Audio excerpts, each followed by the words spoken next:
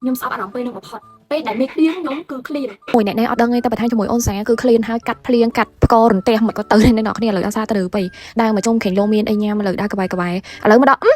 បាយក្តាំងរបស់ម៉ែអូនឌីបងប្អូននិយាយមែនណាអូយមានតាំងពីបាញ់ប្រាំងទៀតគឺខ្ញុំចូលទៅខ្ញុំអត់ដឹងទេអត់បានចាប់អារម្មណ៍មើលប៉ុន្តែគឺគេដាក់នៅមុខនឹងតែម្ដងបងប្អូនផ្សារតនើបអូយវ៉ាវលយមែនតើខ្ញុំសប្បាយចិត្តមែនតើនៅពេលដែលឃើញ brand កូនខ្មែរតាំងនៅក្នុងតាំងលក់នៅក្នុងផ្សារតនើបហើយដាក់នៅមុខគេហ្មងបងប្អូនហើយមីខ្ញុំនេះនៅតែកំពុងអស់ផងខ្ញុំទិញបដ ாய் ទៅបងប្អូនអត់គិតច្រើនទេព្រោះអីរបស់ដែលខ្ញុំចូលចិត្តពេលខ្ញុំទៅទិញខ្ញុំឲ្យបងប្អូនមើលឥឡូវពេលខ្ញុំភ្លក់តែខ្ញុំចង់ឲ្យបងប្អូនមើលដែរ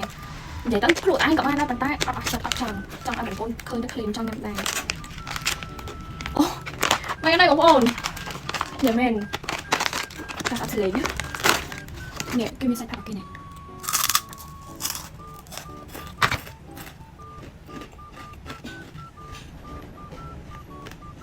ឆ្ងាញ់គ្រប់ម៉ាត់ងុយជាតិស្រួយឆ្ងាញ់ណាស់ម៉ៃអូយនិយាយទៅ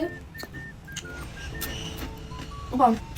អត់ជួយខ្ញុំសាក់ទៅញ៉ាំសិនណាខ្ញុំនិយាយមែនណាគួរតែមានមកកញ្ចប់ពីកញ្ចប់អីទុកតែសគួរពេលឃ្លានអីហៅអីញ៉ាំអត់បានញ៉ាំមិនដឹងឆ្ងាញ់ហើយអនាម័យហើយវាមានប៉ះពាល់ដល់សុខភាពអីចឹងសម្រាប់បងប្អូនអពុមីដែលចង់ទិញយកទៅញ៉ាំឬក៏លក់បន្តមិនថាបោះដុំឬក៏លក់រាយបងអាចតាក់ទងទៅបាយក្តាំងសិប្បកម្មអូនឌីបែងខ្ញុំនឹង mention account គាត់នៅខាងក្រោមហើយនឹង screenshot ដាក់នៅtrongវីដេអូបងប្អូនក៏កុំភ្លេចជួយ like ជួយ share follow page របស់គាត់ម្នាក់មួយផងណា